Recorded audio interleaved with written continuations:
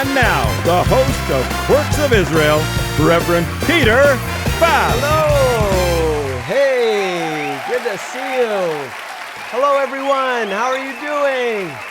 Oh, it's so good to see you. You weren't expecting this. I usually come out of the behind the curtain, but hey, how are you doing, everyone? Good to see you over there. Yes. Okay. I was just reading my handy little newspaper. It's the new Shofar from Zion paper, which is our newspaper of Bridges for Peace Canada. So get yourself a copy. They're $1,000 each. Just kidding. They're free. Anyway, welcome to episode 14 of the Quirks of Israel. Okay, we are going along. All right. Today's episode is called Jerusalem Syndrome. Now, is this a thing? Well, now, everything I tell you in this episode is true. You may not have believed most of the stuff I've told you in all the past 13 other episodes, but I promise you this Jerusalem syndrome is a real thing.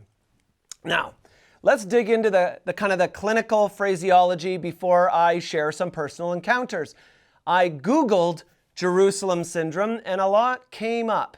Before I jump into kind of Dr. Wikipedia's file cabinet, I noticed a number of questions that Google always asks at the top of your search. I guess to help you out and get a quick answer without having to go into some obscure website. So this is kind of the lazy way to get information from Big Brother.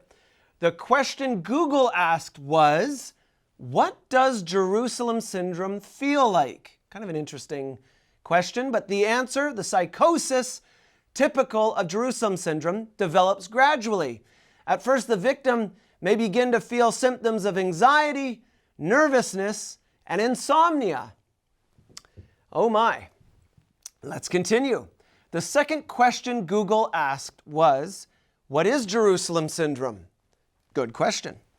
The Jerusalem syndrome is an acute psychotic state observed in tourists and pilgrims who visit Jerusalem. The main symptom of this disorder is identification with a character from the Bible and exhibiting behaviors which seems to be typical for this character. Okay, so what Google left out is the word some. All right, I would say that Jerusalem syndrome is an acute psychotic state observed in some or a very small amount or minuscule amount of tourists and pilgrims who visit Jerusalem. Jerusalem syndrome is a mental state of ecstasy gone wild in a very small percentage of tourists or pilgrims each year who visit Jerusalem. So before COVID-19, 4.5 million tourists visited Israel in 2019. Of those who exhibited Jerusalem syndrome symptoms, the Israeli Health Ministry estimates 50 to 100 tourists, with the overwhelming majority being evangelical Christians, although some Catholics and Jewish tourists are included in that number. So I may not be Albert Einstein, but if my math serves me correctly, then you have a 0.000022222% chance of getting Jerusalem syndrome while visiting Israel, and particular Jerusalem. So, and I took the high number of 100, so not 50, okay? Here's to the high number, okay? All right. So, for pastors, church leaders, and others leading tours to Israel, oh, and by the way, Bridges for Peace could partner with you and take you to Israel. Yeah, so, okay. There is a very, very extremely low, almost nil, basically it won't register as a number. You would have more luck finding a needle in a haystack, getting struck by lightning, or winning the lottery than having a tour participant in your group suddenly transformed through metamorphosis into King David, Elijah, Moses, or even a messianic type figure, sometimes posing as Jesus or having a messianic type message. So don't worry, okay? That's my message. Don't worry. You may have this eccentric people on your tour. I mean, everyone really is excited to be in Israel, and most people have this awesome sense of homecoming. But the chances of suddenly having construction foreman Dave, that quiet usher in your congregation, turn into King Solomon or Samson is highly unlikely. And in fact, don't even consider it or worry about it, okay?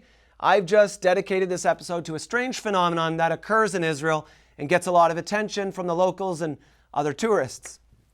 I mean, picture yourself walking through the shuk in Machane Yehuda, and you emerge onto Agrippa Street, and there standing before you is a man dressed like the Black Knight from Monty Python, the search for the Holy Grail. True story. You just avert your eyes, give him space, watch the sword, so that's just keep that in mind. I've also ridden an Egged bus with Elijah and seen a few other people in biblical garb roam the streets of Jerusalem.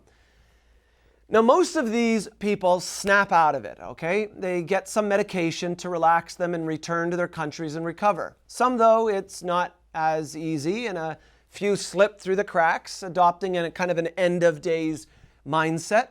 Now, when you do remove the humorous and shocking first glance, it's obvious these people need help, and there are clinical professionals that see to many of these patients over the years.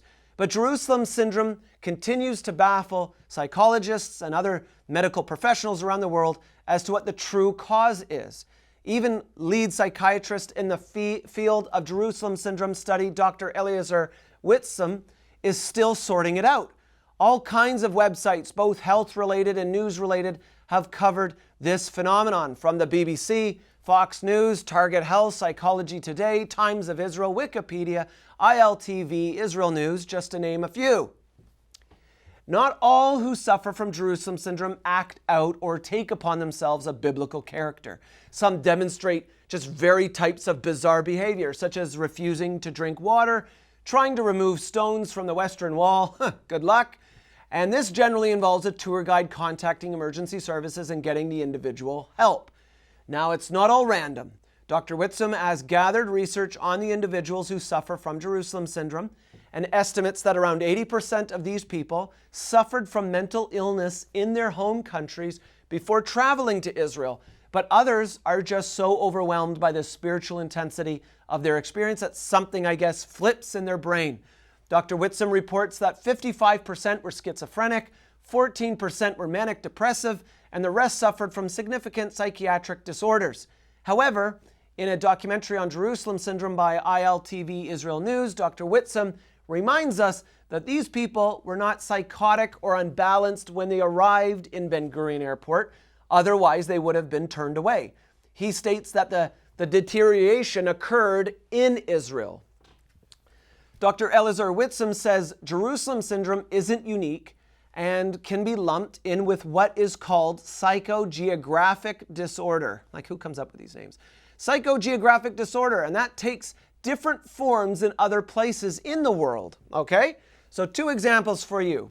There are some people who are so overwhelmed by the art and architecture of Florence, Italy, that they suddenly believe themselves to be Renaissance painters. And this is called Florence syndrome. In the US, some people have White House syndrome, where they believe they are the real president. No further comment. Okay. No matter the root cause, Jerusalem syndrome may be a quirky thing you see on the streets of Jerusalem. Hopefully, it's not a personal experience for you, but you can be rest assured that Israel is on it. And as superheroes such as Dr. Whitsom and Israel's tour guides, they will make sure you're in good hands and get home safely, okay? That's good news. That's good news. So how do you like that?